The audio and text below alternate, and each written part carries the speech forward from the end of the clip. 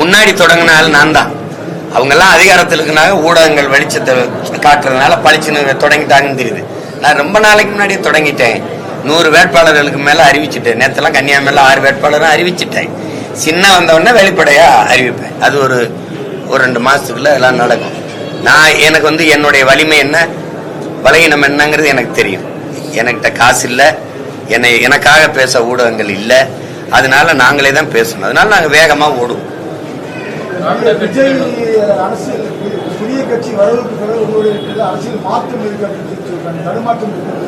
தடுமாற்றம் மற்றவங்களுக்கு, நான் தடுமாற்றம் இல்லாதனாலதான் இப்படி இருக்கேன். எனக்கும் என் தம்பிக்கும் இடையில அண்ணன் தம்பி உறவுங்கிறதுல பாசத்துல எனக்கு துளியும் இல்லை, அன்புல குறையில. ஆனால் அது கட்சியினுடைய கோட்பாட்டு கொள்கையில நாங்க முரண்படுறோம். எங்களுடைய கோட்பாடு அது. இப்ப திமுக இத்தனை வருஷம் இருந்த கட்சி கொள்கையை நான் எதிர்க்கலையா? காங்கிரஸ் எதிர்க்கலையா? பிஜேபி எதிர்க்கலையா? அது மாதிரி எதிர்க்க வேண்டிய தேவை இருக்கு. எங்களுக்கு ஒரு தத்துவம் இருக்கு, அதுக்கு அது ஏற்புடையது இல்லை. இப்ப எங்க அண்ணனை போய் எங்க அண்ணன் கமலஹாசனை நாங்க ஒன்னும் எதிர்க்கல. அவர் இப்படிலாம் கோட்பாடுன்னு ஒண்ணு வச்சுக்கிட்டு இது பண்ணல. அவர் நான் ஊழலை ஒழிக்க போறேன்டா அதை முடிச்சிட்டாரு. விஜயகாந்த் ஐயா வந்தாரு, வறுமையை ஒழிக்க போறேன்ட்டாரு. அது பிரச்சனை இல்லை. நீங்க இப்ப நான் உங்களுக்கு ஒண்ணு கேட்கிறேன். என் தம்பி ஒரு கோட்பாட சொல்றாரு, மதச்சார்பற்ற சமூக நீதிங்கிறார். இப்ப நீ உங்க வாயிலா எல்லார்ட்டையும் கேட்கிறேன், கேட்கிற உலக தமிழ் மக்கள் எல்லார்ட்டையும் கேட்கிறேன், மதச்சார்புள்ள சமூக நீதினு இந்தியாவில் இருக்கா? இல்ல. அப்ப ஏன் மதச்சார்பற்ற சமூக நீதிங்கிறீங்க? அதுல இஸ்லாமியர் கிறிஸ்தவருக்கான இடஒதுக்கீடு இருக்கா இல்லையா? நான் கேட்டேன். இப்ப நீங்க கேட்டீங்க, நான் பதில் சொன்னேன். இப்ப நான் ஒரு கேள்வி கேட்கிறேன்ல, நீங்க பதில் சொல்லணும். நீங்க தானே கேள்வி கேட்டீங்க. மதச்சார்பற்ற சமூக நீதியில் இஸ்லாமியர் கிறிஸ்தவருக்கான இடஒதுக்கீடு இருக்கா இல்லையா? அப்புறம் அது மதச்சார்பற்ற சமூக நீதி எங்கிட்ட இருந்து வருது? மண்ணின் உரிமை தான் எங்க கொள்கைங்கிறீங்க. மண்ணின் உரிமை எதது? நீங்க மொழி இனம்னு பிரிக்கிறீங்க. அப்ப எந்த மண்ணின் உரிமை? தமிழக திராவிடம்னா எது திராவிடம் தெரியல. தமிழ்நாட்டு மண்ணின் உரிமையா, கர்நாடக மண்ணின் உரிமையா, கேரள மண்ணின் உரிமையா, இல்ல பீகார் மண்ணின் உரிமையா, இல்ல குஜராத் மண்ணின் உரிமையா? மண்ணின் உரிமைனா எந்த மண்ணின் உரிமை? இந்த மண்ணின் உரிமை தானே. அப்ப இந்த மண்ணின் உரிமைனா தமிழ்நாடு தானே, தமிழ் இனம் தானே. அப்ப இது மொழி இனம்னு பிரிக்கிறாங்கன்னா இந்த கோட்பாடு எப்படி இருக்கு பாருங்க. சாதி, மதம், மொழி இனம், பாலினம், நிலம் என்று பிரிக்கிறார்கள்னா இந்தியாவை மொழிவழி மாநிலங்களா பிரித்ததை நீங்கள் ஏற்கிறீர்களா எதிர்க்கிறீர்களா? இந்த கேள்வி எனக்கு வரணுமா வேணாம்? ஏன் நீங்க கேள்வி கேட்டீங்க, நான் பதில் சொன்னேன். இப்ப நாங்க வரணுமா வேணாமா? வரணும். இப்ப என் தம்பியுடைய கோட்பாடு எனக்கு ஏற்புடையதா உங்களுக்கு இருக்குதா? மொழி இனம் என்று பிரிக்கிறார்கள் அவர் பேசும்போது, அப்ப மொழிவழி மாநிலங்கள் பிரிக்கப்பட்டதை நீங்கள் ஏற்கிறீர்களா எதிர்க்கிறீர்களா? இந்த கேள்வி எனக்கு மட்டும் இல்ல, உங்களுக்கு மேலும் இவருக்கு எழணும். அப்ப ஏற்கிறீங்கன்னா அப்ப மொழிவழி மொழி இனம்னு பிரிக்கிறாங்கன்னு எப்படி சொல்றீங்க? நீங்க நான் சொல்றது கேளுங்க. மொழிவழிய மாநிலங்களை பிரித்து விட்டார்கள் சொன்ன இதே ஐயா மோடிய மகாராஷ்டிரா அது இந்து தானே, அங்க குஜராத் நீ இந்து தானே. எதுக்கு குஜராத்தை தனி மாநிலமா கேட்ட? ஏன்னா மராட்டிய நீ குஜராத்தி. 6 வயசு பையனா இருக்கும்போது RSS கொடியை பிடிச்சுக்கிட்டு தனி மாநிலம் கேட்டு போராடியதுல பேரணியில நடந்திருக்காரு மோடி. யாராவது மறுக்கிறீங்களா? அப்ப நீங்க பதவிக்கு வந்த பிறகு மொழி வழியா பிரிச்சுட்டாங்கிறது.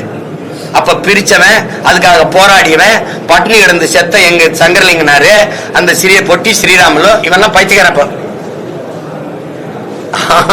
எதை சொல்ல வரீங்க நீங்க? இப்ப இந்த கோட்பாட்டை, என் தம்பி சொல்ற கோட்பாட்டை ஒரு அண்ணனா, அவனுக்கு மூத்த அரசியல் அந்த நீண்ட காலமா இருக்குன்னா அது தப்பு. நீ அந்த மாதிரி சொல்லாத. சாதி மதம்னு பிரிக்கிறாங்கன்னு சொல்லு. ஏன்னா சாதி மத உணர்ச்சி மனிதனுக்கு மட்டுமானது. மொழியின் அடிப்படையில் உலகம் அமைக்கும் அரசியலை கட்டமைக்கிறான். அப்படிதான் இந்தியாவை மொழி வழியே தான் மாநிலங்கள், தேசிய இனங்கள், நிலங்கள் பிரிக்கப்பட்டிருக்கு. தனித்தனி நாடாக நம்ம பிரியலைனாலும் தனித்தனி மாநிலங்களாக நம்ம பிரிந்திருக்கிறது காரணம் மொழி வழியே தான் தேசிய இனங்கள், நிலங்கள். அதை விளங்கிடணும். அப்ப அந்த மாதிரி ஒரு கொள்கையை எனக்கும் பின்னாடி வர என் தம்பி மக்கள்கிட்ட எடுத்து வைக்கும்போது அது சரியில்லப்பா மாத்து அப்படின்னு சொல்ல வேண்டியது இருக்குது இல்லையா? நீங்க ஆவின் பாலோட கருப்பட்டி பால் கொடுப்போம்னு என் தம்பி சொல்லிடுற. அப்படி கருப்பட்டி பால் எப்படி ஆவின் பாலோட கொடுப்பீங்க? இப்ப நான் சொல்றேன்னா, நான் குடும்ப நியாய விலை கடையில, ரேஷன் கடையில இந்த வெள்ளை சக்கரை கண்ட நோயை தருது, அதை தடை பண்ணிடுறேன். அதுக்காக கருப்பட்டி, வெல்லம், பனை வெள்ளம், இந்த கரும்பு வெள்ளத்தை கொண்டு நான் கொடுக்குறேன். அதை ஐயா எடப்பாடி கூட செயல்படுத்தினாங்க. அதை பெரிய அளவு கொண்டு வர முடியல. ஏன்னா அவங்க அதுல அதை செய்யல. பனையை பனை வெள்ளத்தை இறக்கி கொண்டு வரல, நம்ம கொண்டு வரோம்ங்கிறாங்க. அப்ப அது ஆவின் பால் கொடுக்கறது சரி, ஆந்திராவில வாங்கி கொடுக்குது இந்த அரசு, அது போல கொடுப்பீங்களா? இப்ப நான் ஆடு மாடு வளர்க்கிறேங்கிற அது மாதிரி வளர்த்து கொடுப்பீங்களா? ஒரு கோட்பாடு வருது இல்ல. பாலின் சந்தை மதிப்பு எவ்வளவு இருக்கும்னு நினைக்கிறீங்க? தமிழ்நாட்டில்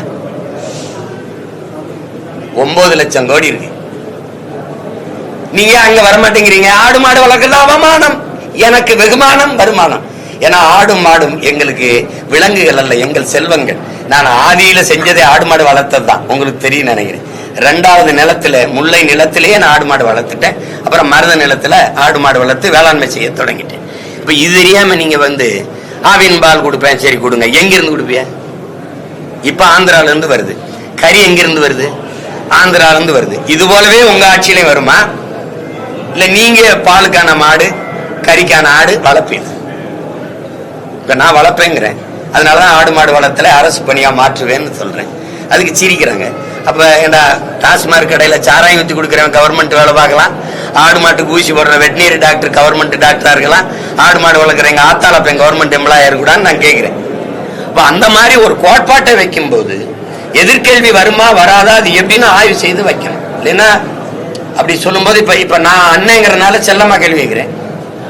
இப்ப நாங்க 2 பேரும் மோதிக்கிறோங்கிறதுனால அவன் கேள்வி கேட்காம இருக்கா? உங்களுக்கு புரியுதுன்னு நினைக்கிறேன். அதனால என்ன ஒண்ணு இதை மாத்திக்கணும். இது மாதிரி வரும்போது தப்பா இருக்குதுல்ல. இப்ப மொழி கொள்கைன்றார், இருமொழி கொள்கைங்கிறார். நாங்க என்ன சொல்றோம், கொள்கை மொழி ஒரு மொழி தான் தமிழ். அப்பதான் பலவர் விளக்கிட்டேன். எனக்கு 1 கோடி அம்மாக்கள் இருக்காங்க. என்னை பாக்குறதெல்லாம் என் மகனேன்னு சொல்லுவாங்க, நான் அம்மான்னு சொல்லுவேன். ஆனா பெத்தவ ஒருத்தி தான் இருக்கான். அது மாதிரி உலகம் முழுமைக்கும் ஒவ்வொரு தேசிய இனத்திற்கும் கொள்கை மொழி அவன் தாய்மொழியா தான் இருக்கணும். நான் என்ன சொல்றேன், என் கொள்கை மொழி தமிழ், பயன்பாட்டு மொழி ஆங்கிலம். இப்ப பயன்பாட்டு மொழிக்கும் கொள்கைக்கும் வேற இருக்கு. இப்ப நான் என்னை பெத்தவர் அப்பா, இந்த 10 வீட்டுக்காரர் இவரும் எனக்கு அப்பா அப்படின்னு சொல்ல முடியாது. அப்ப கொள்கை மொழி ஒரு மொழி தான், என் தாய்மொழி தமிழ். ஆங்கிலம் பயன்பாட்டு மொழி, அப்படிதான் அது வரையறுக்கணும்.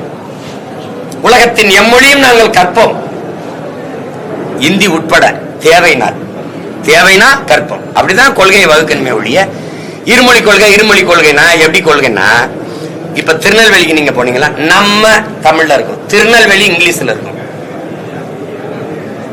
இருக்கா இல்லையா? சென்னைக்கு வந்தீங்கன்னா நம்ம தமிழ்ல இருக்கும், சென்னை இங்கிலீஷ்ல இருக்கும். நம்ம சதுரங்க விளையாட்டு தானே, நம்ம செஸ், இது என்ன மொழி? இதான் இருமொழி. நம்ம பள்ளிக்கூடம் அப்படித்தானே இருக்கணும், நம்ம தமிழ்ல இருக்கும். ஸ்கூல் ஆங்கிலத்துல இருக்கும்.